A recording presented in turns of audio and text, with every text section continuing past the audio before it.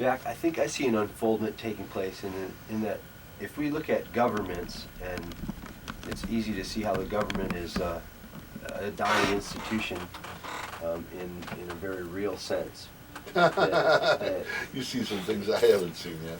No, it'll become only one of the inputs into the total decision-making process will be governments. I can see corporations are, to me, a manifestation of that same sort of structure within the delineation of how energy and maybe how energy operates on a global scale for a global economy.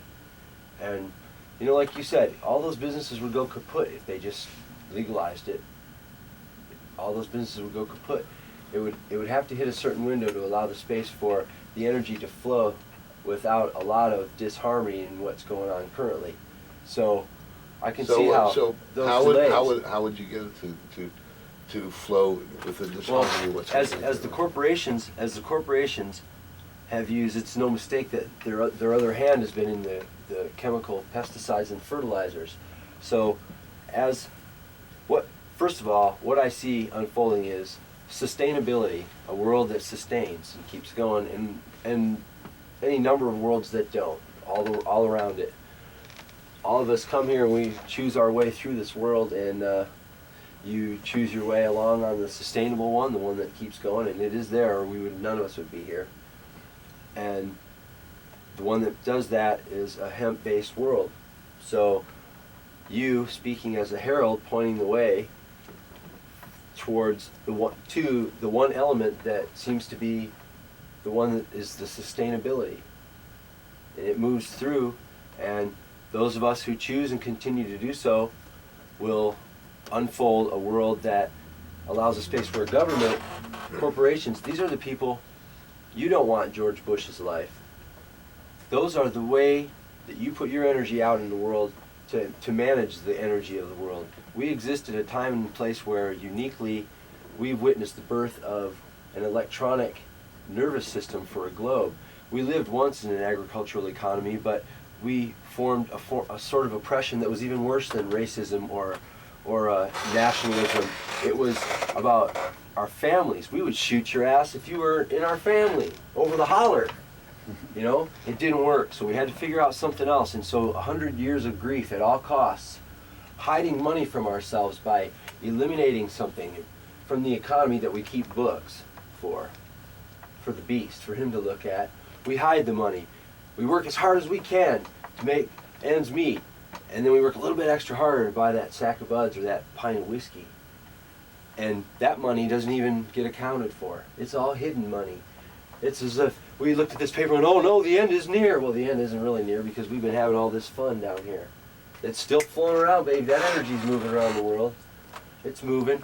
So, at the behest of the speaker, the world unfolds in a way that the corporate establishment maintains a gridwork of information that organizes collectives of individuals who control a part of land which I see fitting. The whole world can grow hemp. Is this the answer, though, to the fact that 1,000 years ago we were serfs on the land, and now 1,000 years later, after coming through this great period of freedom, if somehow I'm trying to say is we're going to become serfs on the land again, except the lords of the manor will be corporations, and you will not now be. Now they will provide the back. So if you fail this year, this other place brought in the profits to cover you, and it makes it real nice and simple bookkeeping for them.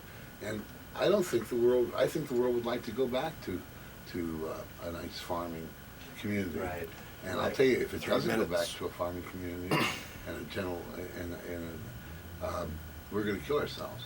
Well, there's one that does, Jack, and we're all going there, brother. I hope and a so. lot of that's because of you. And those who don't listen, you know, well, we wish them well.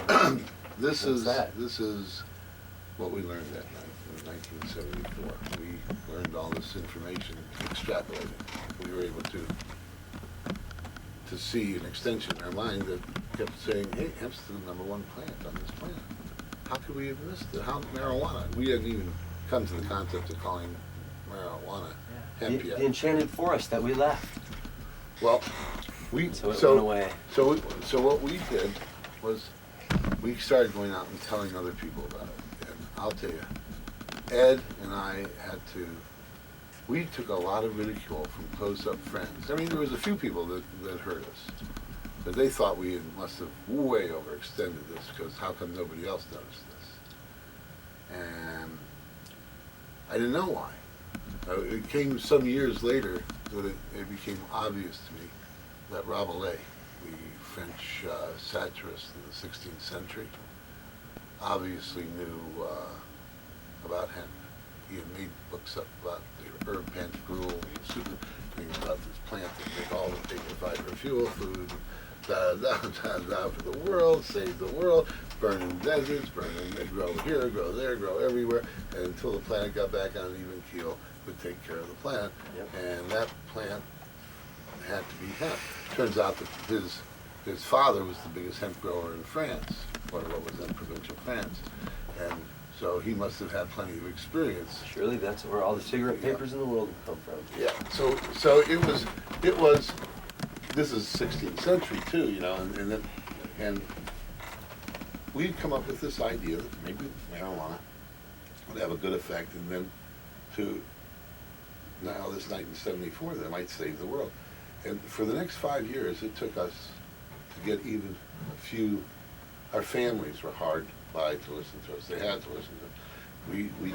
We built an organization out of Ed's store and out of the San Fernando Valley, and it didn't extend very far, and very few people believed us. And Normal and High Times magazine completely thought we were gone bananas and were embarrassing the marijuana movement with this information. It wasn't that they didn't know about hemp. They made a religious issue of it. Well, they just said that hemp was just another fiber. You know, the old fiber. That's how they describe it. It's an old fiber, like, it's like, they don't use it anymore because it was incompetent. Right. That was their belief. And it was for those that even knew about it, there was nothing big about it. It was just a crude old fiber. They had seen one, they had multiplied it in their mind, and that was the way it was, maybe. But Normal didn't believe even in it at all. And then when they did believe it, they didn't think hemp was going to be very significant, and we shouldn't spend any time with it. So it was just Ed and I going off telling the world. And it took a long time for us to build anything. 1 people, 2 people, 5 people, 10 and 20 and 30 people. And most of them would come and they'd get interested and they'd leave. There was no ongoing business. We were making a living. We were petitioners working for the California Marijuana Initiative. And we weren't the bosses. We were just the underlings of anybody else who ran an initiative that we wanted to join with. Usually it was Normal or High, it was other people. Finally, we had to go off in 81, late 80. We went off by ourselves. We broke from Normal and High Times because they just wouldn't listen to us. people. Yeah, they wouldn't listen to us at the time. I mean, they were friends of ours too. I mean, these guys were good friends. They'd come over, get stoned, we'd go over their place, get stoned. But they wouldn't listen to us, and that was it. Now, you run into these guys, you can't believe, oh yeah, we knew about that back then, Right. But back then they say, hey Jack, you're embarrassing me, Yeah, sure it does a little bit of fiber, a little bit of paper. And we had this idea, and we're like, where's your degree, Jack?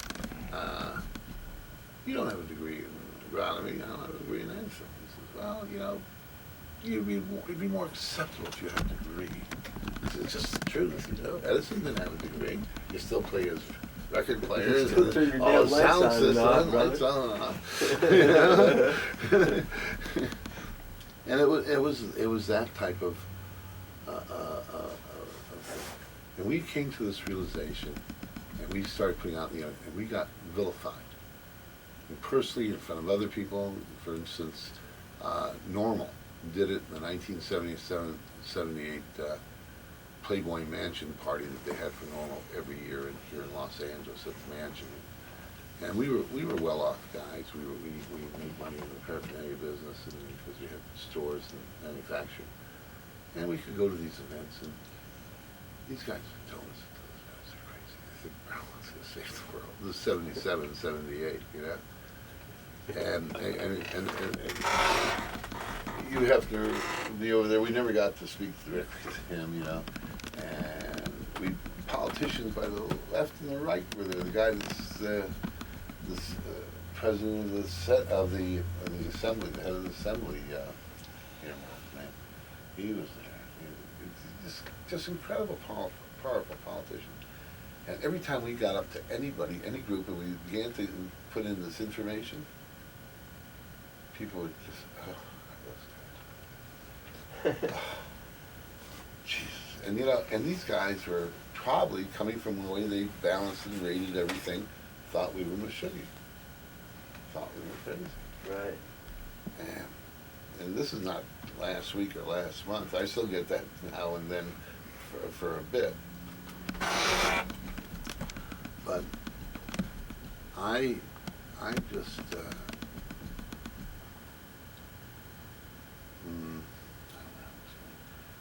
I didn't feel a bit crazy.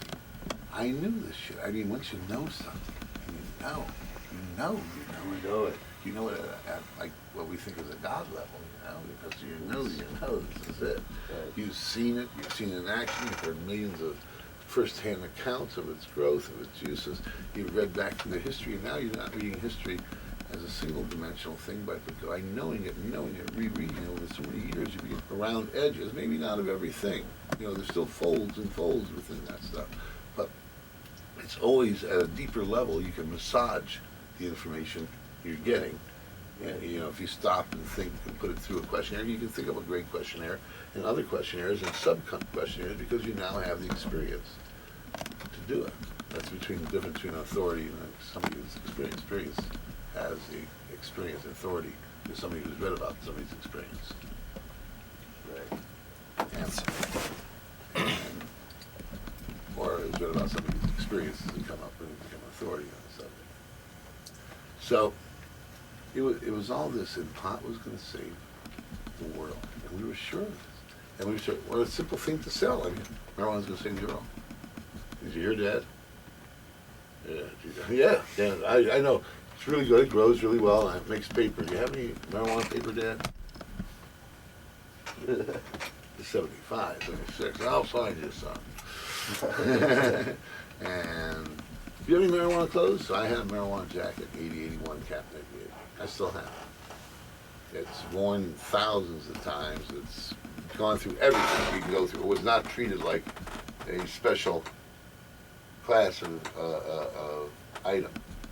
But I guarantee you, it has this magic allure that any human being that puts this on cannot take this jacket off. It was worn by Ed. It was worn by me. It is the most comfortable. It's ripped to shreds, torn in every reach. Any place else would be ragtime. And I'm telling you, it still feels like the best jacket. You can go over to the house and try it on. But that was our crazy experience when we first learned hemp. We weren't even sure it was hemp. It wasn't really sure until I began to see thousands of other hemp products, and I realized that we had the real goods way back when. Right. And then. And here we have a plant that we learned. The number one paper. You finished? Yeah. All right. The number one paper, the number one fiber, the number one fuel, the number one food, the number one medicine, the number one this, the greatest for this, and this, the greatest for this. You live longer if you use it every day than if you don't use any drugs at all. And you live 8 to 24 years longer if you give up alcohol and tobacco and let yourself get high once in a while. Jack, now they're not even saying if it may not even be tobacco, but all the bullshit they put in them. It's if you smoke natural tobacco, you won't. It's more like smoking a joint. You smoke like I've tried that American Spirit. Yeah, You know? I hope So you do. even still, I don't personally smoke, but But here's what I would say. The reason for